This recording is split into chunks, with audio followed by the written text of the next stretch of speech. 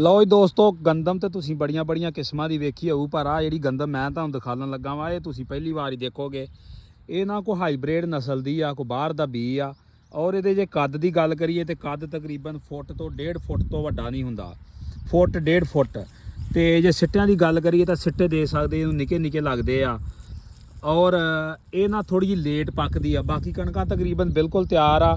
ਇਹ ਤਕਰੀਬਨ ਕੋਈ 15 ਤੋਂ 20 ਦਿਨ ਲੇਟ ਆ ਤੇ ਬਿਲਕੁਲ ਹਲੇ ਨਾ ਉੱਤੋਂ ਬਿਲਕੁਲ ਪੱਕੀ ਲੱਗਣ ਡਈ, ਪਰ ਉੱਤੋਂ ਇਹਦੇ ਦਾਣੇ ਜਿਹੜੇ ਨਾ ਬਿਲਕੁਲ ਹਰੇ ਆ।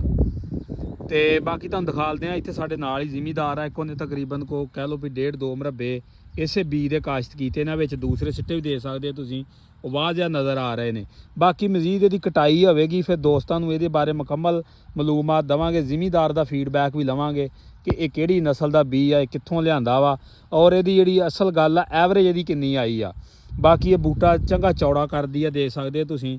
ਚੰਗਾ ਜਿਹੜਾ ਨਾ ਬੂਟਾ ਇਹਦਾ ਵੱਡਾ ਹੁੰਦਾ ਜੇ, ਤੇ ਨਿੱਕੇ ਸਿੱਟੇ ਆ ਕਾਫੀ। ਇਹ ਤਕਰੀਬਨ ਇੱਥੇ ਰਕਬਾ ਲੱਗਾ ਵਾ 1.5-2 ਮਰਬੇ ਨੇ, ਇਸੇ ਬੀਜ ਦੇ ਹੀ ਕਾਸ਼ਤ ਹੋਏ ਨੇ। ਔਰ ਇਹ ਜਦੋਂ ਬਿਲਕੁਲ ਛੋਟੀ ਗੰਦਮ, ਇਹਨੂੰ ਲੋਕ ਮਜ਼ਾਕ ਕਰਦੇ ਸੀ ਵੀ ਇਹ ਨਿੱਕੀ ਗੰਦਮ ਆ, ਇਹ ਪਤਾ ਨਹੀਂ ਇਹਨੂੰ ਸਿੱਟਾ ਲੱਗਣਾ ਵੀ ਨਹੀਂ ਲੱਗਣਾ, ਕੀ ਹਿਸਾਬ ਕਿਤਾਬ ਆ। ਬਰਹਲ ਮਾਸ਼ਾਅੱਲਾ ਸਿੱਟਾ ਇਹਨੂੰ ਬੜਾ ਨਿਕਲਿਆ ਵਾ, ਦੇ ਸਕਦੇ ਤੁਸੀਂ। ਤੇ ਜਿਉਂ ਹੀ ਇਹਦੀ ਕਟਾਈ ਹੋਵੇਗੀ ਇਹਦੇ ਸਿੱਟੇ ਦੇ ਬਾਰੇ ਤੁਹਾਨੂੰ ਦਿਖਾ ਲਾਂਗੇ ਕਿ ਇਹਦੇ ਵਿੱਚ ਦਾਣਾ ਦੂਣਾ ਕਿੱਦਾਂ ਦਾ ਵਾ, ਕੀ ਹਿਸਾਬ ਕਿਤਾਬ ਆ, ਮੁਕੰਮਲ ਮਾਲੂਮਾਤ ਦਿਆਂਗੇ।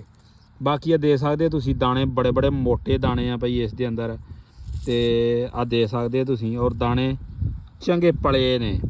ਬਾਕੀ ਇਹਦੀ ਕਟਾਈ ਹੋਵੇਗੀ, ਇਹਦੀ ਐਵਰੇਜ ਹਰ ਚੀਜ਼ ਜਿਹੜੀ ਆ ਉਹ ਦੋਸਤਾਂ ਨੂੰ ਦੱਸੀ ਜਾਏਗੀ।